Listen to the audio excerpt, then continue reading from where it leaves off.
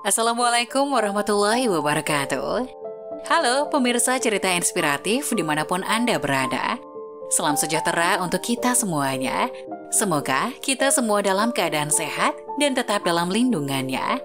Kembali lagi dengan kami di channel Cerita Inspiratif, di mana kita akan berbagi kisah-kisah inspiratif penuh makna untuk Anda simak.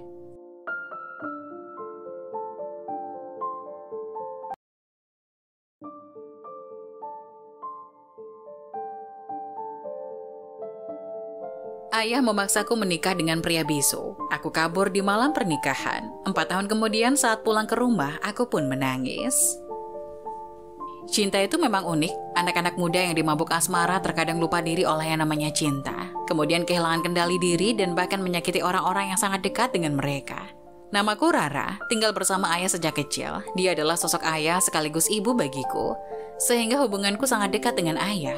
Bahkan sejak kecil, aku telah memikirkan kelak jika menikah harus mencari sosok pria seperti ayah.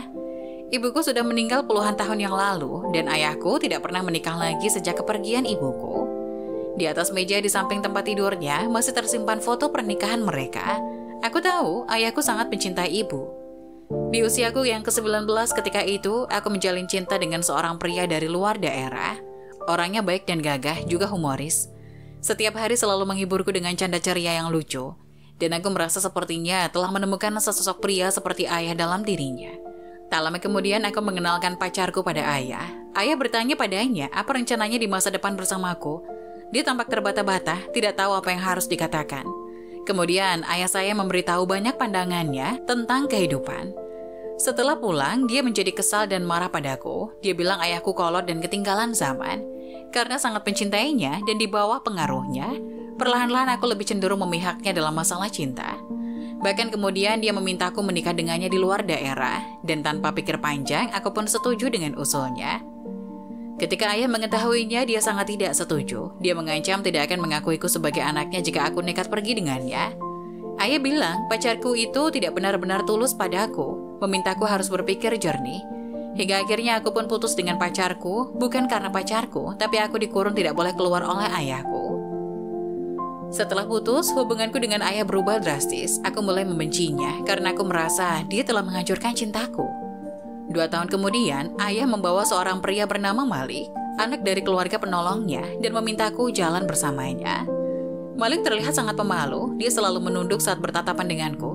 Sampai-sampai mukanya juga memerah. Aku tidak suka tipe pria seperti itu. Bahkan dia adalah pemuda bisu. Aku benar-benar tidak tahu apa yang dipikirkan ayah. Mengapa menyuruhku menikah dengan sosok pria bisu? Namun, ayah tetap memilih Malik. Memaksaku menikah dengannya. Bahkan mengatakan bahwa Malik adalah pria yang paling cocok untukku. Aku pikir ayah hanya ingin membalas budi. Jadi memaksaku menikah dengannya sebagai bentuk balas budinya. Bagaimanapun, ayah juga tidak peduli dengan kebahagiaanku. Pada malam pernikahan itu, aku kabur dari rumah. Aku sudah sekali merasa kecewa saat putus dengan pacarku. Kali ini, aku tidak boleh terlihat lemah lagi. Aku tidak ingin hidup dalam kendali ayah. 4 tahun lamanya aku kabur. Dan selama 4 tahun itu, aku tidak pernah menghubungi ayah, juga tidak pernah pulang ke rumah. Aku menjalani hidupku yang getir di luar sana. Perlahan-lahan wawasanku juga bertambah seiring dengan kedewasaanku. Dan rasa benci terhadap ayahku juga tidak terlalu dalam lagi. Malam itu aku bermimpi tentang ayah lagi. Dalam mimpi itu ayah memanggilku pulang, dan saat bangun bantalku tampak basah oleh air mataku. Akhirnya aku memutuskan untuk pulang. Keesokan paginya aku naik pesawat pertama untuk pulang. Perasaanku tak menentu sesampainya di kampung halaman. 4 tahun lamanya aku tak pernah menginjakan kakiku di kampung halamanku. Aku merasa asing sekaligus akrab melihat suasana kampung kelahiranku. Tiba-tiba aku merasakan kesedihan yang tak bisa kulukiskan dengan kata-kata. Entah apakah ayah baik-baik saja selama ini. Apakah keluarga di rumah baik-baik saja? Perasaanku berkecambuk tak menentu. Halaman rumahku tampak sunyi dan terlihat sangat bersih dengan deretan bunga-bunga yang tak pernah kulihat sebelumnya. Perasaanku agak lega setelah melihat suasana itu. Setidaknya tidak terjadi hal-hal yang tidak kuharapkan dan masih ada orang di rumah. Aku melihat pintu rumah tidak tertutup rapat dan terdengar suara seorang pria yang terasa asing. Ayah, apakah airnya panas? Beritahu aku ya kalau panas. Aku akan menambahkan air dingin. Perlahan aku mendorong pintu dan pemandangan di depanku membuatku menangis seketika. Ternyata Malik, pria bisu yang kutinggalkan di malam pernikahanku itu sedang mencuci kaki ayahku. Aku melihat air mata ayah berlinang sambil berkata, "Malik, ayah minta maaf. Waktu itu ayah memang bermaksud menikahkan putriku dengan kamu untuk membalas budi kebaikan ayahmu. Tapi siapa sangka takdir berkata lain. Selama 4 tahun ini kamu yang selalu merawat ayah yang lumpuh. Ayah benar-benar minta maaf. Aku bersandar di sisi pintu dan terisak menahan tangis. Ternyata ayahku dan ayah Malik adalah teman seperjuangan semasa muda. Ayah Malik mengorbankan dirinya demi menyelamatkan ayah ketika melaksanakan sebuah misi ketika itu. Malik yang mengetahui hal itu merasa sangat terpukul dan tidak bisa menerimanya. Hingga akhirnya ia menjadi bisu. 18 tahun kemudian ayah kehilangan dompetnya di jalan. Kebetulan Malik yang menemukan dompet itu dan berdiri di sana menunggu orang yang merasa kehilangan dompet itu kembali ke tempatnya. Saat itu ayah merasa sangat familiar dengan sosok pemuda di depannya. Tak lama kemudian baru ingat Malik adalah putra dari kawan seperjuangannya. Setelah itu ayah membawa Malik pulang. Ayah tahu persis Malik adalah sosok pria yang baik dan dapat dipercaya. Karena itulah ayah memintaku menikah dengannya. Setelah aku kabur dari malam pernikahanku itu, ayah marah-marah dan jatuh stroke saking emosinya ketika itu. Pada saat itu tidak ada anggota keluarga lain di rumah. Malik yang cemas dan panik juga tidak bisa bicara, berusaha keras untuk berteriak, dan siapa sangka, mungkin karena saking paniknya, tiba-tiba saja dia bisa berteriak tolong, dan sejak itu dia pun tidak bisu lagi.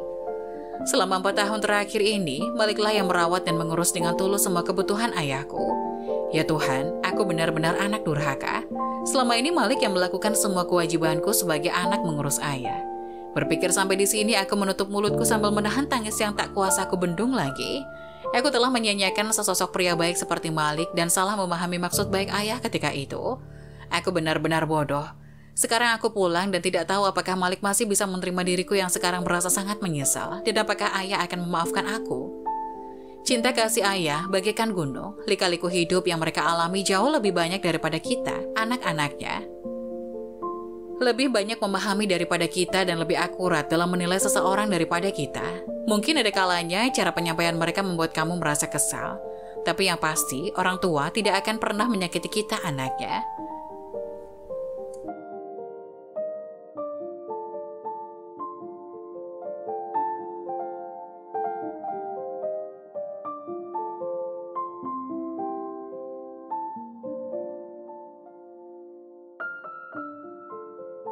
Mana menurut kalian?